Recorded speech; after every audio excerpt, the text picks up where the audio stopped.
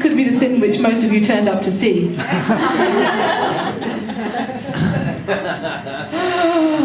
Tonight, sin number 5 is...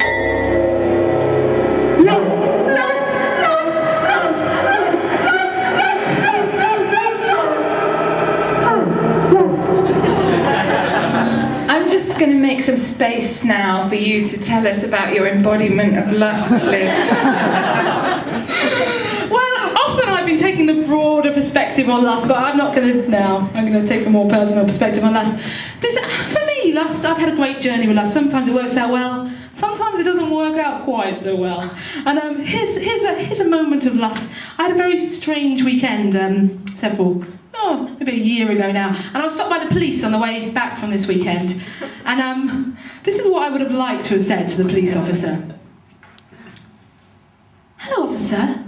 Was I driving too slow? I was just trying to pull in near my house in the dark. Not stoned or having a lark, just tired and needing to park.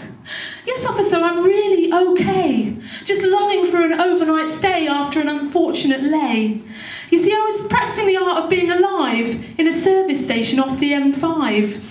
I climbed over a fence behind a large vehicle bay, more like a farewell fuck in the foliage than a roll in the hay.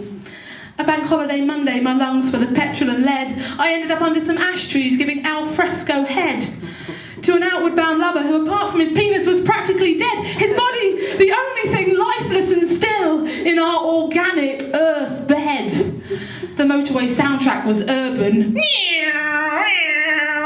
if not a little oppressive. The competing bird song so manic it sounded passive-aggressive. As I gave in to my lust and stripped from my angry depressive. I'm not proud of myself.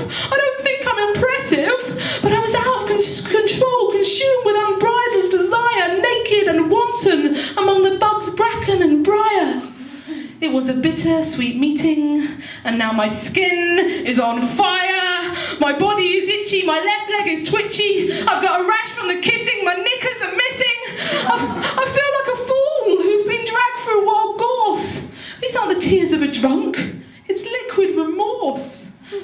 I think I can safely say, officer, that I made a mistake. I'm sorry if you thought I was reckless. I know I should have put on the brakes. But it really is over. I've driven up one gear stick too far, and all I am asking you, officer, is to let me out of my car.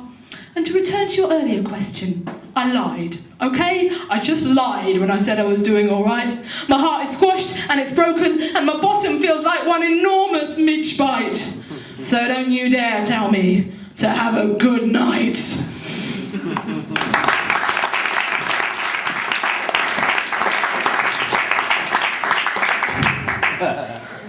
Well, fortunately or not, those of us who are perhaps slightly more self-conscious don't easily give way to such unbridled passion. I have definitely been known to have a fear of getting it wrong, or to be seen in such states of vulnerability.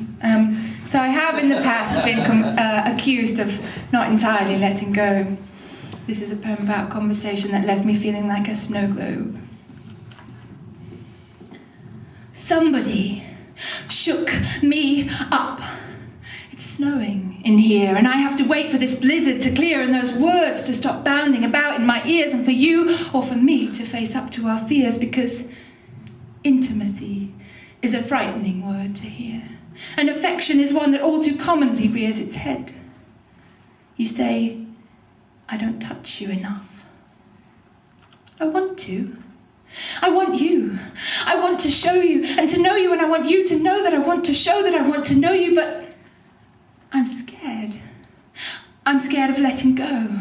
And I'm scared that I won't know who I am anymore. I'm scared that you've done this all before, and that you've seen it many times, and that you've looked into many eyes, how you look into mine.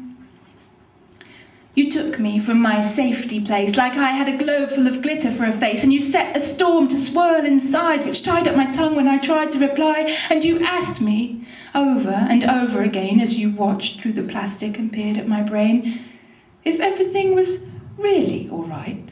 Because all that you saw was swirling white, and the merry scene that is somewhere within was as clouded with winter as it's ever been. And I said, I'm fine, just need time.